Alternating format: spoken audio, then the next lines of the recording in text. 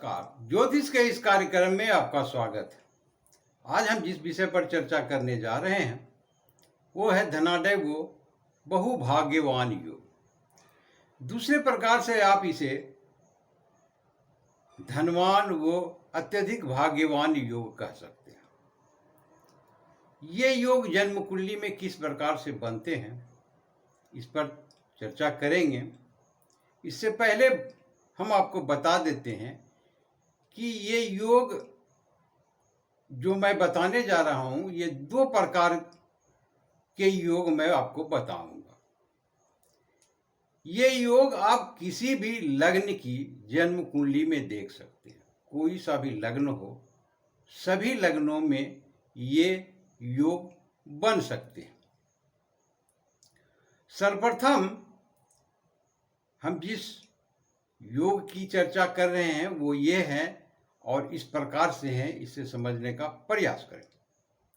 यदि भाग्य भाव का स्वामी जिस प्रकार से लग्न होंगे तो अलग अलग भाग्य के स्वामी होंगे, उनका प्लेसमेंट अर्थात वो केंद्र भाव में स्थित हों, अर्थात 1, 4, 7, 10 इन भावों में से किसी भी भाव में भाग्य भाव के स्वामी स्थित हों।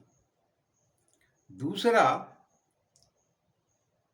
काल पुरुष जन्म कुंडली देखेंगे तो उनके भाग्य भाव का स्वामी गुरु बनते हैं।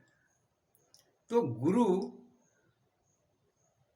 केंद्र में स्थित हों, यदि वो त्रिकोण भाव के स्वामी हो, नवम या पंचम भाव के स्वामी हो, तो उसका स्थान जो जहां पर स्थित होंगे वो केंद्र के भाव होने चाहिए। यदि वो केंद्र भाव के स्वामी है तो वो त्रिकोण में होनी चाहिए। तो ये स्थितियां जिस भी जन्म कुंडली में बनती है ये योग बनते हैं धनवान वो अत्यधिक भाग्यवान योग। दूसरा, जो जन्म कुंडली में योग का निर्माण होता है वो इस प्रकार से है।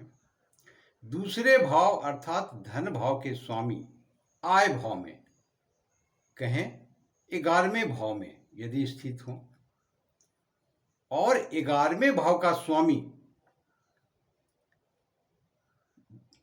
9वें भाव में भाग्य भाव में स्थित हो, और 9वें भाव का स्वामी दूसरे भाव में स्थित हो, अर्थात भाग्य भाव का स्वामी धन भाव में, और उस पर 10वें भाव के स्वामी की दृष्टि हो या युति हो, अर्थात दूसरे भाव में 10वें भाव का स्वामी बैठे हों या उन पर दृष्टि हो, तो ये योग का निर्माण होते हैं।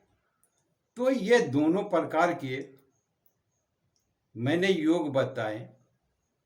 यदि आपकी जन्म कुंडली में ये योग है तो ये धनवान वो अत्यधिक भाग्यवान योग बन रहे हैं।